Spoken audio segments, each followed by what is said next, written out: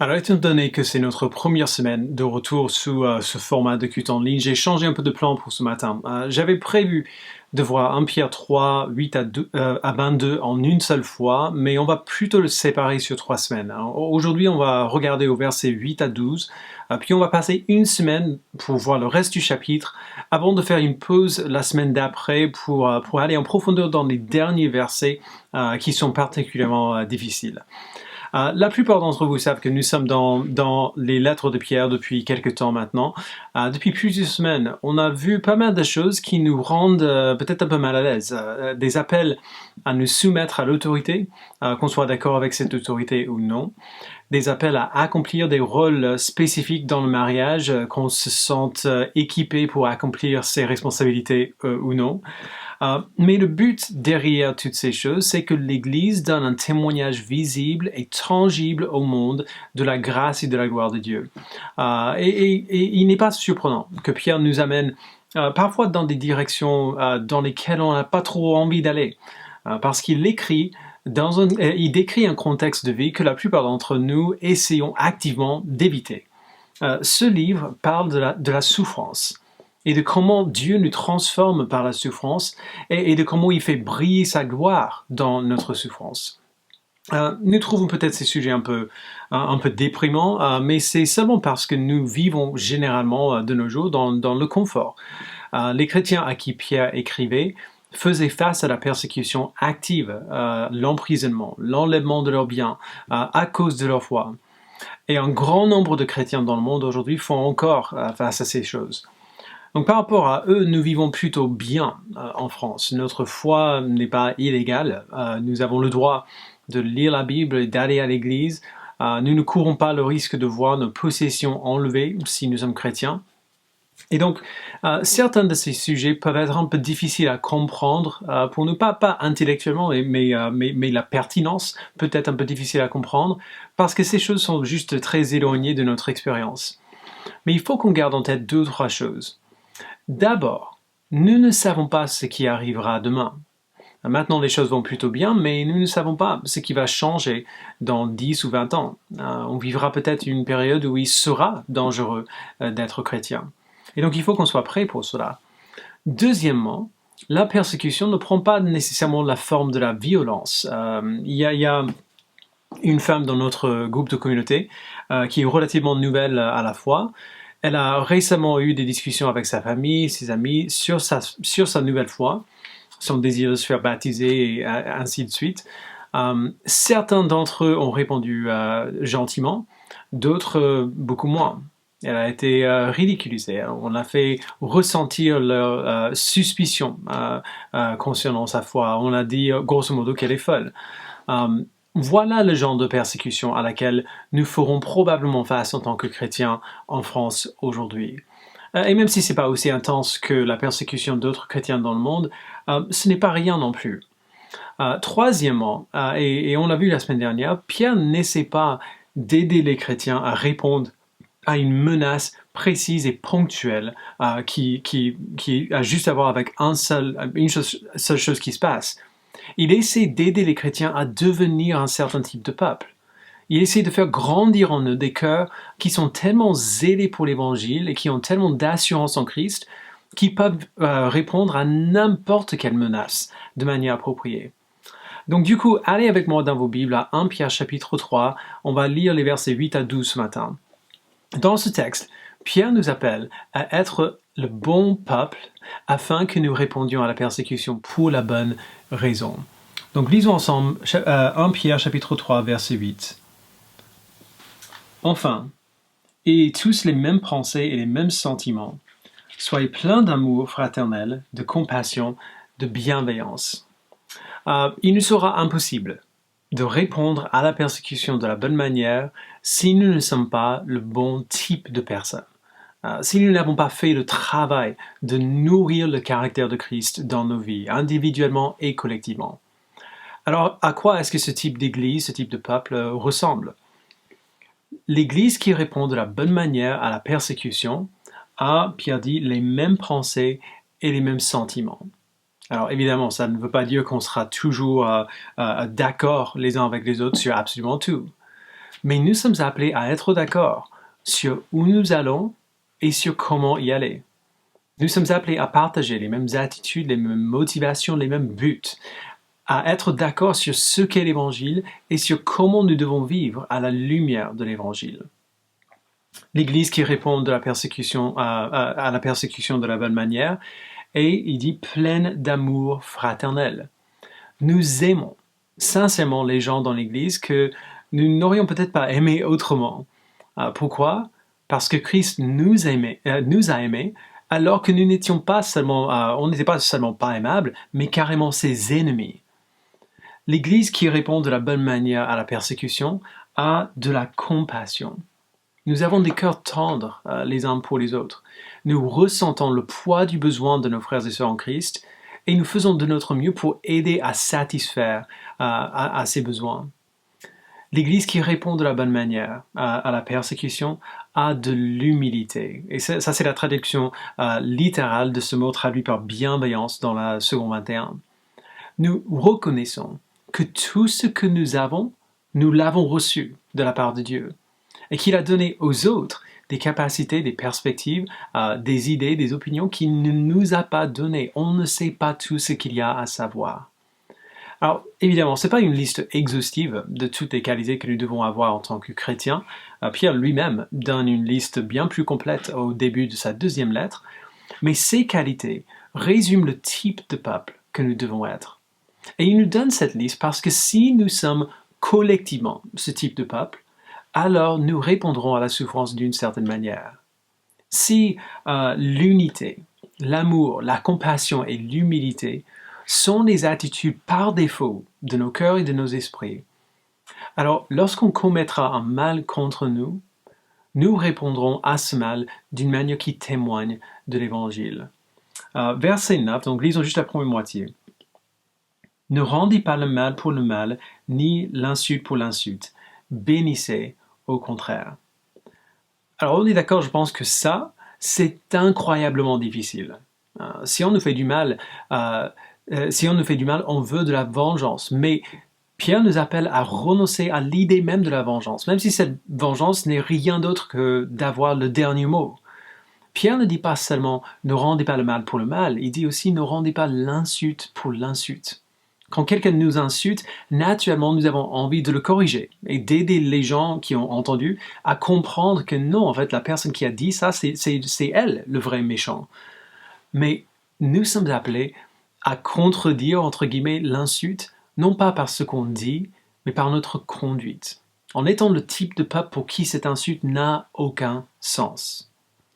Non seulement cela, Pierre nous dit que nous devrions chercher à activement bénir ceux qui nous font du mal, que nous devrions chercher leur bien et leur joie. Alors, on va peut-être pas arriver à accomplir cela, mais ça devrait être notre but et notre désir. Nous ne voulons pas que nos ennemis souffrent de la même manière qu'ils nous ont fait souffrir, tout comme Christ ne nous a pas rendu la souffrance qu'on a fait peser sur lui. Alors comme j'ai dit, c'est extrêmement difficile. Ce n'est pas le genre de choses que nous pouvons faire par nous-mêmes, ni le genre de choses qu'on peut faire sans la bonne motivation. Mais Pierre nous donne cette motivation, et elle va à l'encontre de nos attentes. Il ne nous encourage pas à bénir nos ennemis tout simplement par altruisme. Il va passer le reste du chapitre à nous donner des motivations pour répondre de la bonne manière à notre souffrance en bénissant ceux qui nous font du mal. La première motivation qu'il donne pour cela, et c'est là qu'on va passer le reste de notre temps ce matin, est tellement surprenante que nous avons tendance à ne pas le voir. Il nous dit donc, verset 9 encore, et on va tout lire cette fois-ci, « Ne rendez pas le mal pour le mal, ni l'insulte pour l'insulte. Bénissez au contraire. Vous le savez, c'est à cela que vous avez été appelés, afin d'hériter de la bénédiction. » Alors, on dirait qu'il s'est trompé. Imagine que tu parles à quelqu'un dans l'église, cette personne s'est fait blesser par quelqu'un d'autre. Elle a décidé de pardonner à l'autre qui l'a blessé, et donc tu lui demandes, en gros, ce qu'il a convaincu de pardonner. Et cette personne dit, « Parce que je veux que Dieu me bénisse. » Alors ta réponse immédiate serait probablement de dire, mais ne le fais pas pour ça. C'est pas pour ça qu'on veut pardonner, qu'on veut obéir à Dieu. On nous a dit d'obéir à Dieu parce qu'il est Dieu et parce qu'il mérite notre obéissance. On nous a dit de lui obéir comme une expression de notre amour pour lui. On nous a dit de lui obéir parce que Jésus-Christ nous a dit de renier à nous-mêmes et le suivre. Tout cela, c'est juste. Mais quelque part, on a hérité l'idée qu'on ne doit pas obéir à Dieu afin de recevoir quelque chose de sa part. Et visiblement, c'est faux. Pierre dit, obéissez ainsi, ne rendez pas le mal pour le mal, ni l'insulte pour l'insulte, bénissez au contraire. Pourquoi? Parce que c'est à cela que vous avez été appelés afin d'hériter de la bénédiction. Frères et sœurs, Dieu ne veut pas une obéissance désintéressée de notre part. Il ne veut pas qu'on obéisse seulement parce que c'est juste, ou seulement parce qu'il dit de le faire. Il nous dit d'obéir afin d'hériter de la bénédiction. Alors la question c'est qu'est-ce que c'est que cette bénédiction qu'on doit chercher à recevoir? Eh bien, Pierre passe les 3 prochains versets à nous le dire. Et il ne dit rien d'original, il cite le psaume 34. Donc lisons ensemble verset 10. Si quelqu'un, en effet, veut aimer la vie et voir des jours heureux, qui préserve sa langue du mal et ses lèvres des paroles trompeuses, qui se détourne du mal et fasse le bien, qui recherche la paix et la poursuivre, car les yeux du Seigneur sont sur les justes et ses oreilles sont attentives à leurs prières, mais il se tourne contre ceux qui font le mal. Alors la bénédiction que nous devons chercher, c'est d'abord la bénédiction d'aimer la vie et de voir des jours heureux, verset 10. Autrement dit, c'est la bénédiction d'être heureux, tout simplement, d'être joyeux dans notre vie sur la terre. Et il est important qu'on se souvienne que le bonheur du chrétien ne dépend pas de nos circonstances. Le contexte de ce passage encore, c'est celui des chrétiens qui sont persécutés pour leur foi. Alors Pierre ne parle pas d'être heureux parce que tout va bien dans notre vie. Il parle d'être heureux au milieu des difficultés, au milieu de la souffrance. Deuxièmement, la bénédiction que nous devons chercher est celle d'une intimité croissante avec Dieu. On le voit au verset 12. Si nous appartenons à Dieu, notre bonheur et notre joie se trouvent en partie dans le fait que les yeux du Seigneur sont sur nous et ses oreilles sont attentives à notre prière. C'est bien plus que la protection. Vous avez déjà vu un petit enfant prendre un balai qui est beaucoup trop grand pour lui et essayer de nettoyer par terre. Qu'est-ce qu'il dit tout ce temps? Il dit « Maman, papa, regarde ce que je fais, regarde-moi. » Et si on est parent, est-ce qu'on lui dit « Mais quand même, c'est normal. Genre, nous te donnons à manger tout le temps, c'est la moindre des choses que tu pourrais faire pour nous. » Non, on dit « Ah, mais c'est merveilleux, chérie, merci beaucoup d'avoir aidé comme ça. » Même s'il ne fait que déplacer la saleté d'un endroit à un autre. Chercher l'approbation de notre Père n'est pas une mauvaise chose. Jésus nous encourage à la chercher dans sa parabole des talents, dans Matthieu 25. Qu'est-ce qui se passe pour les bons serviteurs qui gèrent fidèlement les ressources de leur maître? Ils entendent le maître leur dire « C'est bien, bon et fidèle serviteur, tu as été fidèle en peu de choses, je te confierai beaucoup, viens partager la joie de ton maître. » Dieu veut que nous lui obéissions parce que nous savons que l'obéissance apporte la bénédiction. Je l'ai dit plusieurs fois depuis quelques semaines, Dieu n'ordonne que ce qui est bon pour nous. Lui obéir nous rendra heureux, nous apportera de la joie, nous donnera plus d'intimité dans notre relation avec lui. Et nous voulons tous être heureux. Dieu nous a créés avec un désir intégré pour le bonheur, afin que nous trouvions notre bonheur en lui-même. Alors, voilà le commandement ici, et il va à l'encontre de toute notre logique. Donc, résumons un peu. Lorsqu'on commet un mal contre nous, lorsqu'on nous insulte, nous ne rendons pas le mal pour le mal, ni l'insulte pour l'insulte, mais au contraire, nous bénissons, parce que c'est à cela que nous avons été appelés, à bénir afin que nous soyons bénis, que nous aimions la vie, que nous voyions des jours heureux, et que nous grandissions en intimité avec notre Père. Et cela ne sera possible que si nous, en tant que peuple, en tant qu'Église, si nous avons les mêmes pensées, les mêmes sentiments, l'amour fraternel, la compassion et l'humilité, que si nous, en tant que peuple, avons des cœurs et des esprits qui ressemblent à ceux de Christ. Alors, il est peut-être difficile de voir comment vivre cela dans notre contexte actuel, quand la plupart d'entre nous sont bloqués à la maison sans voir beaucoup de gens. Mais je sais que certains d'entre vous souffrent encore des blessures qu'on vous a infligées dans le passé, par des non-croyants ou alors par d'autres croyants, d'autres chrétiens. Je sais que certains d'entre vous portent encore le poids de ces blessures avec vous, et depuis un certain temps. Ces choses ne partent pas seulement parce qu'on est à la maison. Euh, mais le confinement nous donne aussi une opportunité. L'opportunité de prendre du temps pour nous asseoir au pied de Dieu et pour écouter sa voix. Alors pendant cette semaine à venir, prenons le temps de considérer ce que nous voulons. Plutôt que d'étouffer nos désirs pour le bonheur, nourrissons ces désirs. Considérons les promesses abondantes de récompense dans la Bible et prions que Dieu nous donne de lui obéir afin que nous soyons heureux en lui, que nous grandissions en intimité avec lui, que nous comprenions qu'il a ses yeux sur nous et qu'il écoute nos prières. Et considérons notre propre caractère. Prions que Dieu nous transforme à son image, qu'il nous donne les mêmes pensées, les mêmes sentiments, l'amour fraternel, la compassion et l'humilité. La seule manière dont nous pouvons espérer grandir dans ces domaines, c'est en prenant le temps d'exposer nos propres cœurs à la parole de Dieu et de voir le cœur de Christ pour nous. Il a pris notre péché sur lui-même, et il s'est fait punir à notre place, et il nous a donné sa vie parfaite en retour, parce qu'il nous aime. Il est descendu dans notre douleur pour nous libérer de notre péché alors que nous étions ses ennemis.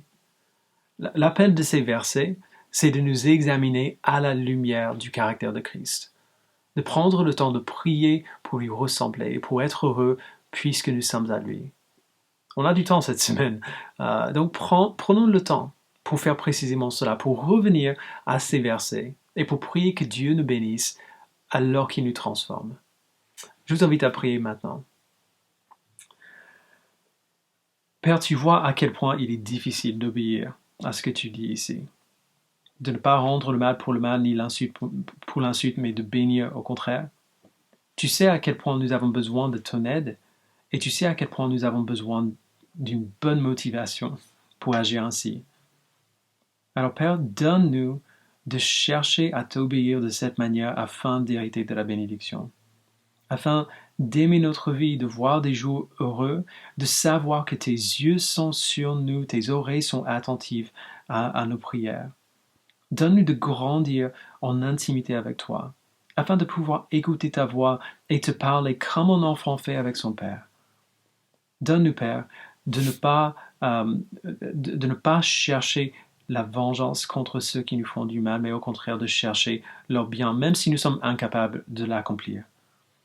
Et pour ceux qui ne te connaissent pas, Père, je prie que tu leur donnes de prier une de ces deux prières qui s'affichent sur l'écran maintenant, afin qu'ils puissent chercher la vérité, être convaincus que ce que tu dis est vrai, afin qu'ils puissent se tourner vers toi, placer leur foi en toi. Donne-leur, Père, de savoir que tu existes, de savoir que Jésus-Christ est le Sauveur, et de se tourner vers lui avec foi. Merci Père de nous avoir sauvés, de nous avoir transformés. Transforme-nous encore en tant qu'individus et en tant que peuple. Nous avons besoin de toi et nous avons confiance que tu le feras. Merci Père, au nom de Jésus-Christ nous le prions. Amen.